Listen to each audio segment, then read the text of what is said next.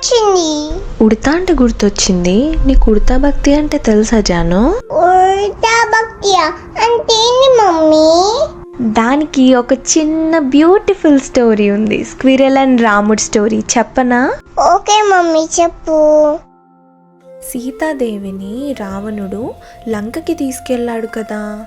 కానీ లంకకు వెళ్ళాలంటే మధ్యలో పెద్ద సముద్రం ఉంది.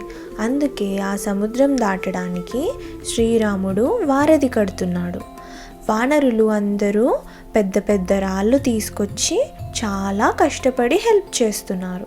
అప్పుడు అక్కడ ఒక చిన్న ఉడత కూడా ఉంది. అది చూసి నేను కూడా రాముడికి హెల్ప్ చేయాలి అని అనుకుంది. ముందు సముద్రం దగ్గరికి వెళ్ళి నీటిలో తడిసింది.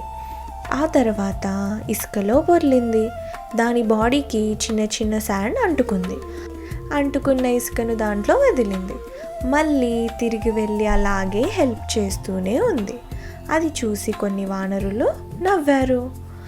నా వల్ల అయినా హెల్ప్ చేస్తా అని మళ్ళీ చేస్తూనే ఉంది. దీన్నే ఉడతా భక్తి అంటారు. అర్థమైంది మమ్మీ, ఇప్పుడు నుంచి నేను హెల్ప్ చేస్తా. ఆ ఉడత చేసేది రాముడు చూసి దగ్గరికి తీసుకొని ప్యాట్ చేశాడు.